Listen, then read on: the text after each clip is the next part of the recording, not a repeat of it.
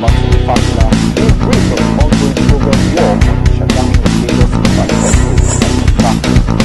all the traffic into this direction. We are going to work to ensure that the road will. Hello and welcome to another interesting edition of the program Infrastructure Weekly, where we extract the achievement of the Buhari administration in the area of infrastructure development. I am your regular guide, Ajibola Onwuchekwa. In today's edition of the program, we'll be taking you around major infrastructure sites around the country, from rail to the road and the housing sector. We'll also be taking a look at the way the movement of all Nigerians went during the Christmas and New Year holidays. Join us after this break. Coming together of opportunities, and this is what infrastructure is the backbone of development, which explains the Buhari government's effort at bridging the facility gap.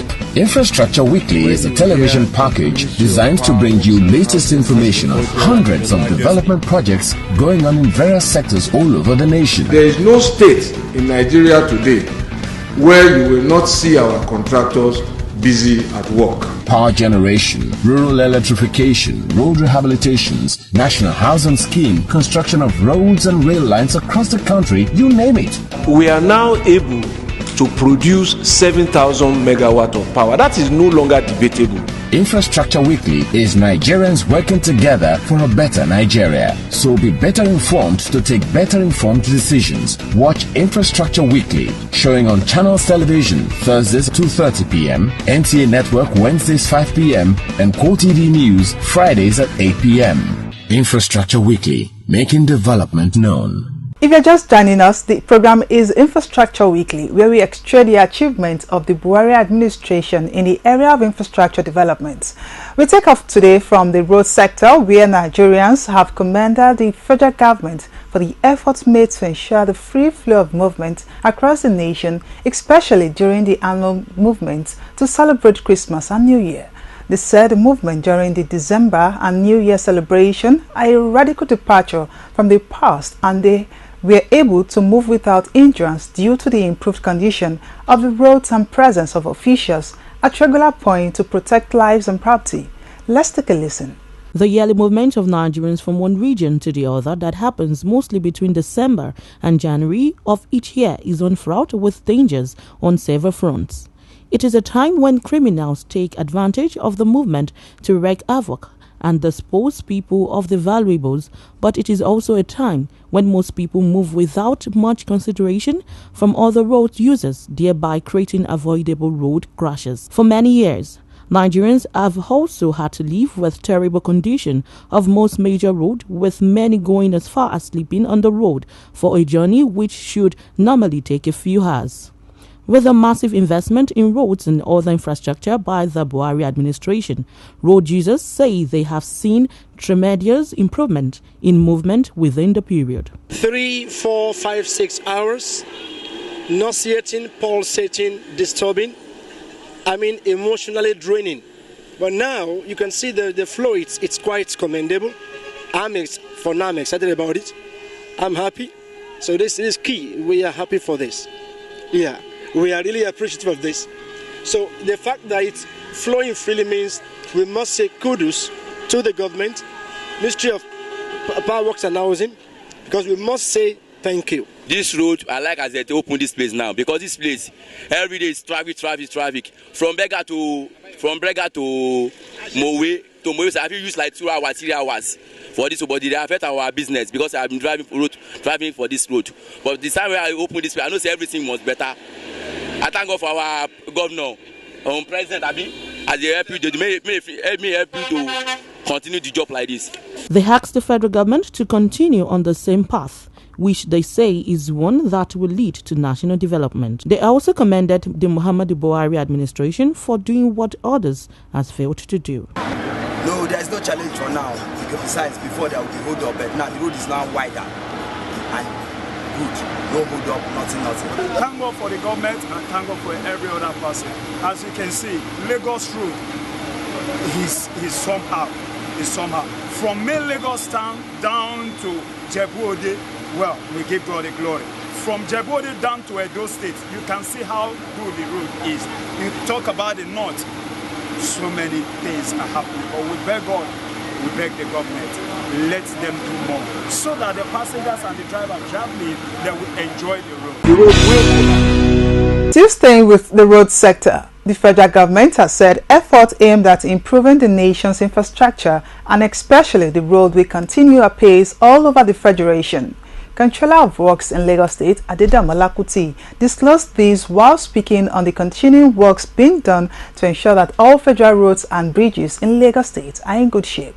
The conditions of federal roads in Lagos over the last few years have improved year on year, especially the ones that are termed as strategic, like the Herbert Macaulay Way, Yaba, and others that carry traffic into the Third Mainland Bridge and the Lagos Island. Bridges have also not been left out, with the Third Mainland Bridge itself getting a makeover in terms of resurfacing, and is also due for major repairs to ensure its safety as a passage and connection between the Lagos Island and the mainland. This according to the Controller of Works in Lagos, Adedamola Kuti. This will continue all through the year. So a lot of people made use of that road, that axis, during that period, moving out of Lagos, and some were actually coming into Lagos. So we did a lot of work there, and towards the season, towards the Christmas period, we had to open up the construction zone to enable free movement of traffic. Now, we also, within that season, within that period, we also worked and opened up Ijora 7-Up Bridge, which had been closed to maintenance, for maintenance work. The maintenance work was completed and the bridge was open to traffic by first week of December. He adds that the ministry will continue to work as hard as it can to ensure that it delivers on projects within the required time frame and with the highest quality it can. And serious work also commenced on the Third Mainland Bridge. That's the maintenance, the resurfacing of Third Mainland Bridge. The main repair works will commence maybe later this month. But at least we intensified efforts in completing all the surfacing work on Third Mainland Bridge to ensure that movement is not affected within that period, because a lot of people were actually coming into Lagos Island and they're coming out within that period. And then apart from that, we also did some work seriously on Herbert Macaulay Road in Lagos, that's Alagbemeji and Adekunle axis in Lagos. Did some work also on Alaka Bridge. We commenced work on Alaka Bridge in Lagos. That one is still ongoing. He also disclosed that works on the Third Mainland Bridge will commence by the end of the month, but assures Lagosians that it will not be a total closure, but a partial one that will be done with as little disruption as possible to normal day-to-day life in the state. What we are doing on Lagos Ibadan is expansion and reconstruction work. So the design that we are using now has already incorporated it for us to expand what is existing. On Ikorodu Shagam, what we are doing is to rehabilitate what is existing. This is a road that has been abandoned for years, and the government has deemed it fit as a major alternative to Lagos Ibadan. That it's good for this axis. Once Lagos Ibadan is okay, the Ikorodu Shagam is okay, Lagos or Abeokuta is okay, then there will be movement. Of course, there will be less pressure on Lagos Ibadan. So what we are doing is to rehabilitate what is existing on Ikorodu Shagam. And of course, bringing in all these complaints and the rest of them, we are trying to modify it. But what we have, the contract itself that was approved by the Federal Executive Council, is to rehabilitate what is existing. And that is what we are doing. If you're just joining us, the program is Infrastructure Weekly. For inquiries, feedback and comments, you can get in touch with us on Facebook, Infrastructure Weekly, and on Twitter, Infra_Weekly. Join us after this break for more on the program.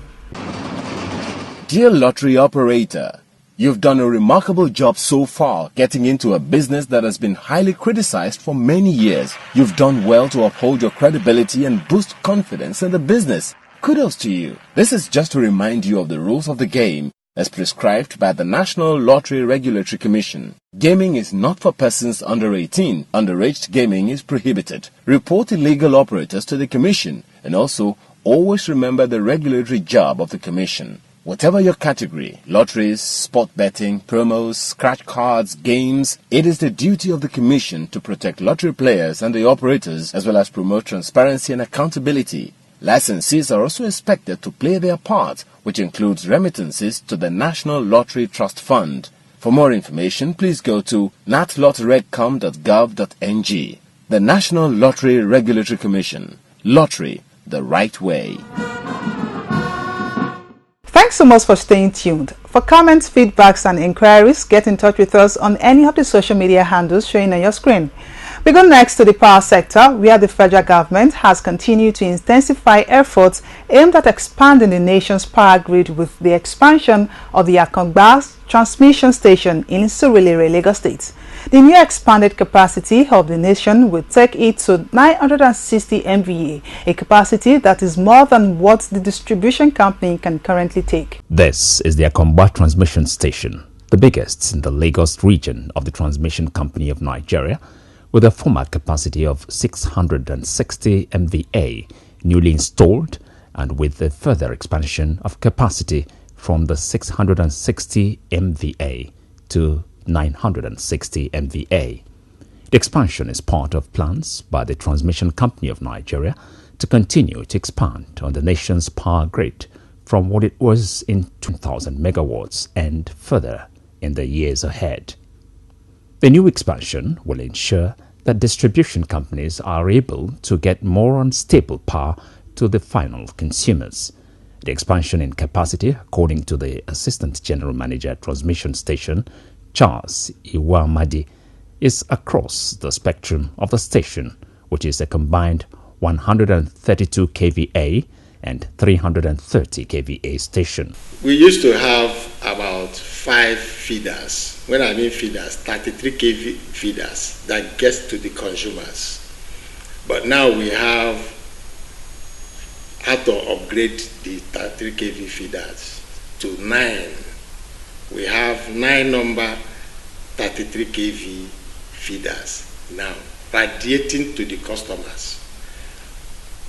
From it tripled, yes, it's more than double. We used to have 4, but now we have 9. Give and take, it's more than double that has gone out to the 33 kV level. The new improvements, according to him, will aid the operation of both the TCN and discos it serves with better and more stable supply, and also increase in revenue accruing to both ends of the power value chain. As when we added this to the total power that are deliverable to the consumers, used to be less than 80, but now it's 240 that should go to consumers. And out of that 240, even these 9 feeders are able to take just about 90 megawatts. Less than 90 megawatts from the 240.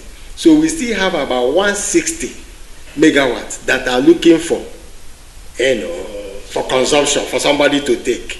So in other words, with this addition now, we still have stranded 160 megawatts of power in this Akongba substation. He maintained that the station now has enough capacity to offer discos that it serves with only about 90 megawatts of electricity it can transmit, with a balance of over 160 megawatts of electricity stranded and not being evacuated with the attendant waste due to the present situation of being unable to store electricity.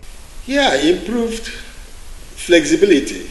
You see, when you talk of when you add more power, you give room for redundancy. Redundancy so that when one is out, you will not feel it. You just bring the redundant one into operation. And that has actually given the stability that you mentioned, reliability and flexibility required in power sector. And that is why TCN actually is up on scale. The new improvements were explained by Okoyai Sunday, who is a senior systems engineer with the company on 132 kVA end. We have a manually controlled equipment, but recently, in the last 1 to 2 years now, it has been automated. So we can open and close most of our equipment via the computer system. No? We can open and close most of our equipment via the digital system, which is called the SCADA system. But where the automated control failed, we go to the switchyard. But in the meantime, in the recent time, we do most of our switching from the control room. He added that the improvements have helped in enhancing operations and safety of personnel in the transmission station. The contact is reduced because I do it, we send closing input or opening input into the system. So I don't have to go to the equipment like in the past, because now since it is automated, we operate from the system and just make a confirmation. I can stand at a distance and check, okay, what I have, the switching I carried out has been obtained. So I don't need to go to the equipment closely again. So we operate through the SCADA system, right from the control room. And when you do that, you only go outside for confirmation. On the 330 kVA side of the station, the transmission officers said it has helped tremendously in making their work easier and also enhancing stability and safety. There is what they call load rejection.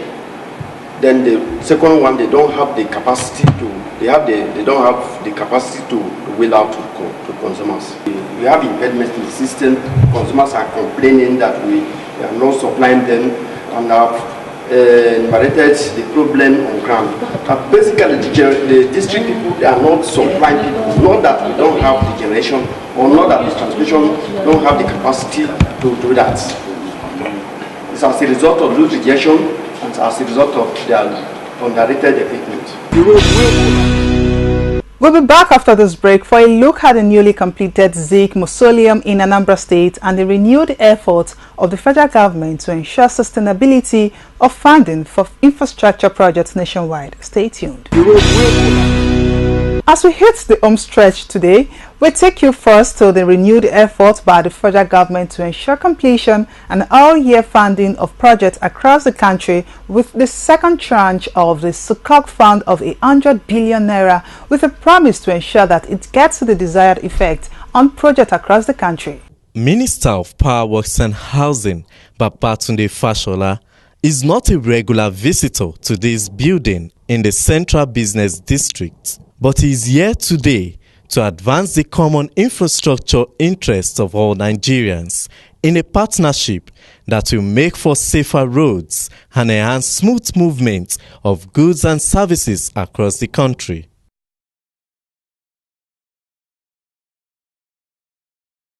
Visits such as this gladdens the hearts of construction workers whose jobs are secured from regular funding of projects that keeps them busy on various sites in Nigeria. This meeting is about access to the sukuk that will transform the speed of project delivery.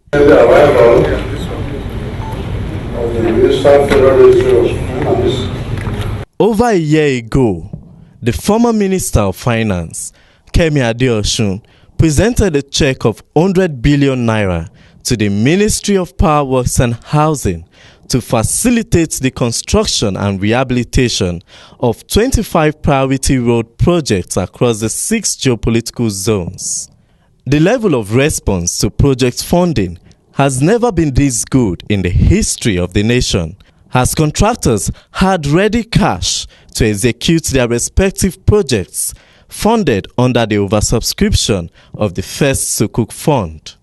The nation treads the path again as another 100 billion naira sovereign sukuk made possible through the Debt Management Office from a wide range of retail and institutional investors has been presented to the Minister of Power Works and Housing and his team, including contractors.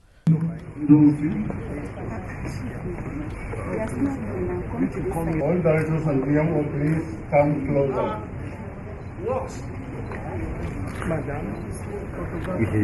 The proceeds will finance the construction and rehabilitation of 28 key economic road projects located in the 6 geopolitical zones of the country, with each zone having a total allocation of 16.67 billion naira. We had specifically 1,876 retail investors that participated in this particular sukuk issuance. In line with federal government's commitment to the funding of infrastructure, the proceeds will be used to further support budgeted capital spending for 2018. And laborers, but they first need suppliers. So the first people who benefit once this money moves is that it's going to the miners to produce building materials, construction materials. It is going to the steel companies to produce steel. Now, who are the people who are going to benefit from this? Again, the banks are going to benefit. As the money is being lost and moved out, charges are being made. So the whole economy benefits from this. This is just, I would say, about the beginning.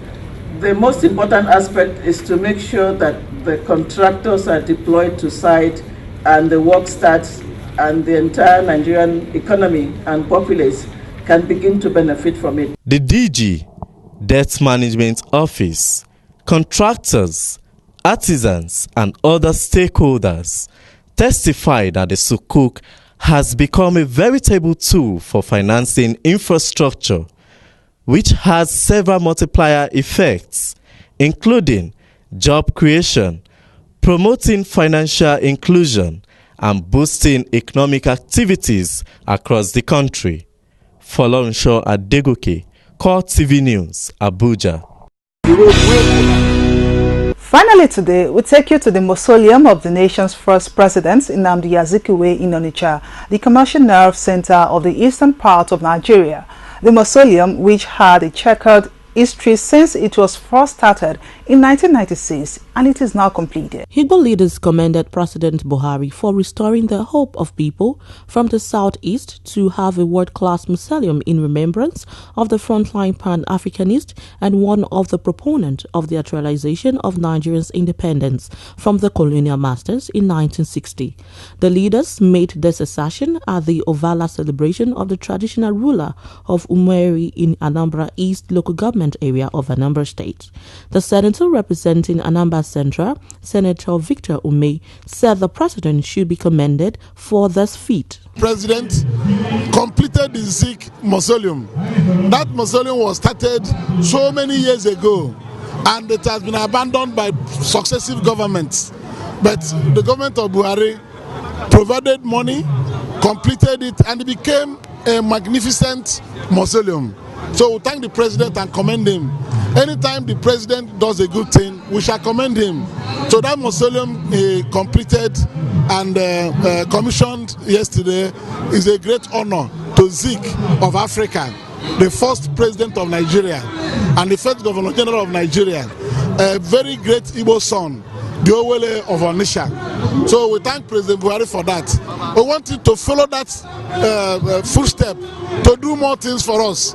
Enumerating some of the signature projects in the zone in the last 3.5 years under the present administration, including the second Niger Bridge and the ongoing Enugu-Onitsha Road. Thus, leaders say the president should be applauded. The request that the president should move further to accommodate more Indigbo into the cabinet and as well as provide suitable political offices for people from the southeastern part of Nigeria. This, they say, widows the tension of marginalization in the minds of people from the zone. We wanted to follow that footstep, to do more things for us. We are happy that some of our roads are receiving attention. The Enugu-Onitsha Expressway, let him ensure that he completes that road. We will not forget him if he does so. And anytime he does any good thing, we will applaud him. That's what we want.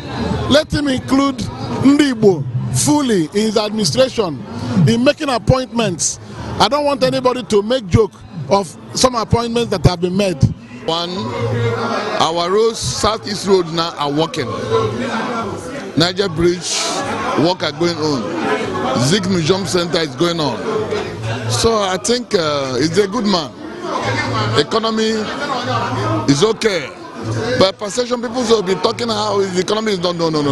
Let me tell you one thing I observe as a social businessman. In election time, any country that going in election time, their currency will be shaken. But dollar to naira is stable. The leaders further pointed out that Indigbo have nothing against the president, promising to support him if he continually provides projects and economic policies that will promote the well-being of people from the southeast region, as well as make his government Igbo-friendly in appointments and provision of signature projects. That's all on this week's edition of the program. Join us again for another interesting edition of the program. Until then, let's continue to support the infrastructure development agenda of the Buhari administration and also take ownership of public utilities. Thanks so much for staying tuned. I am Ajibola Onwuchekwa. Bye for now.